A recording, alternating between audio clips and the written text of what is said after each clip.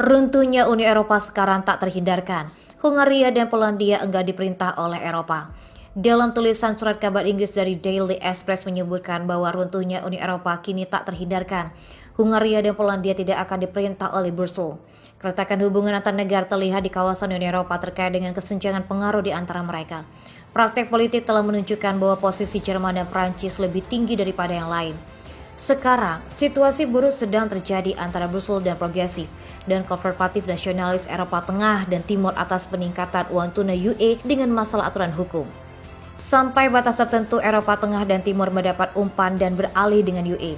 Percaya bahwa mereka bergabung dengan blok perdagangan bebas yang ditingkatkan, mereka akhirnya bergabung dengan serikat politik dengan ideologi progresif yang kuat.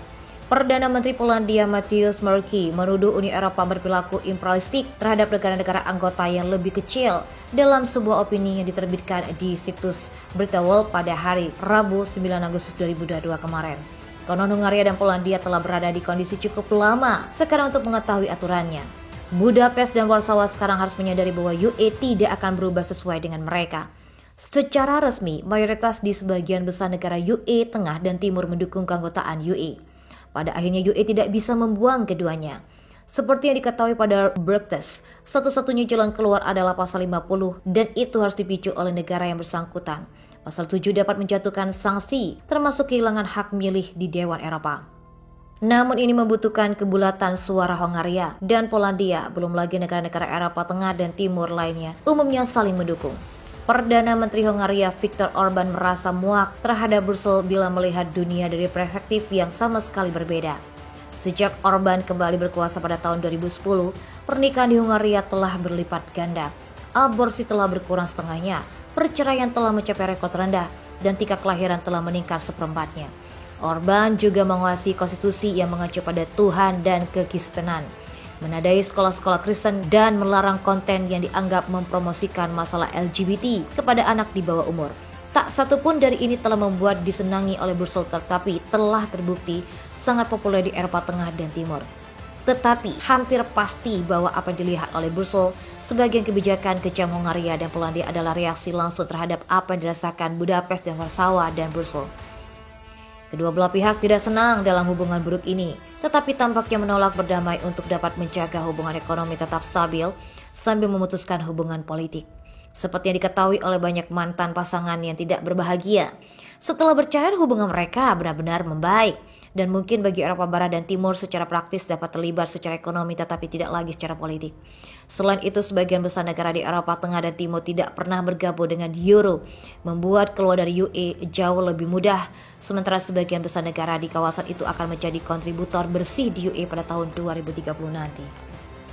Polandia dan Hungaria telah menolak rencana Uni Eropa untuk memangkas konsumsi gas sebesar 15%. Seperti dilaporkan RT pada Sabtu 6 Agustus 2022, Polandia menyebut rencana itu cacat dan Hungaria mempertanyakan legalitas rencana tersebut. Reuters melaporkan pada Sabtu mengutip satu dokumen yang diterbitkan oleh Republik Ceko yang saat ini memimpin negosiasi di blok tersebut.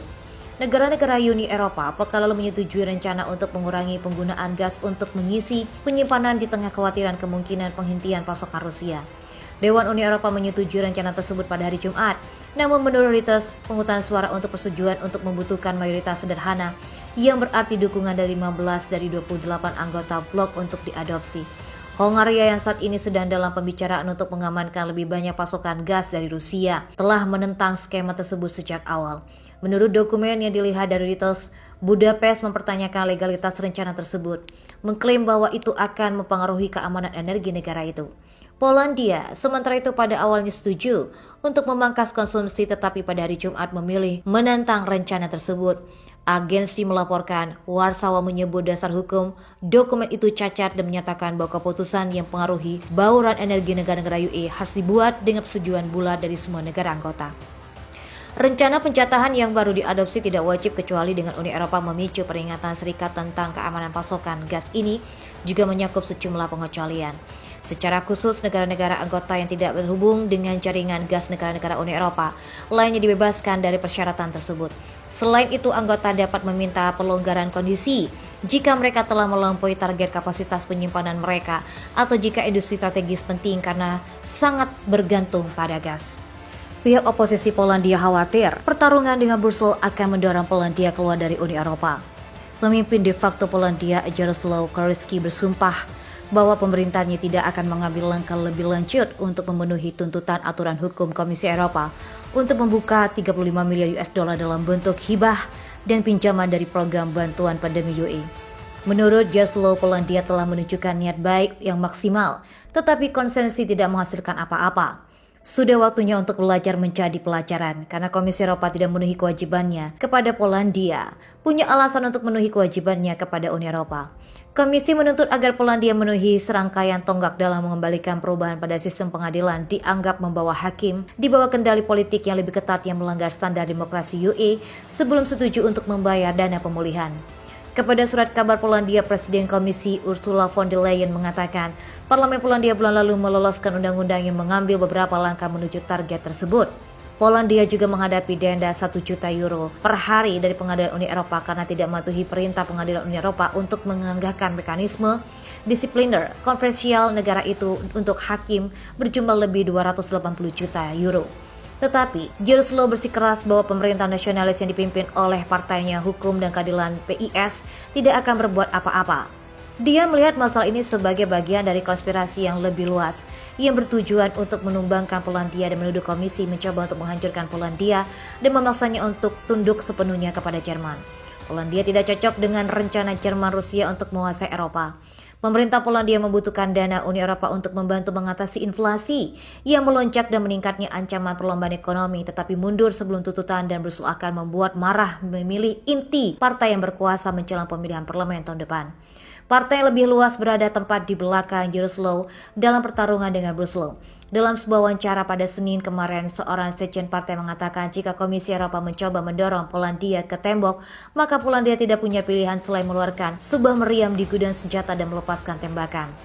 Pihak oposisi memanfaatkan pernyataan dari Jarosław dan para pemimpin PiS lainnya untuk memperingatkan Polandia bahwa kebijakan semacam itu akan menyebabkan polemik baru.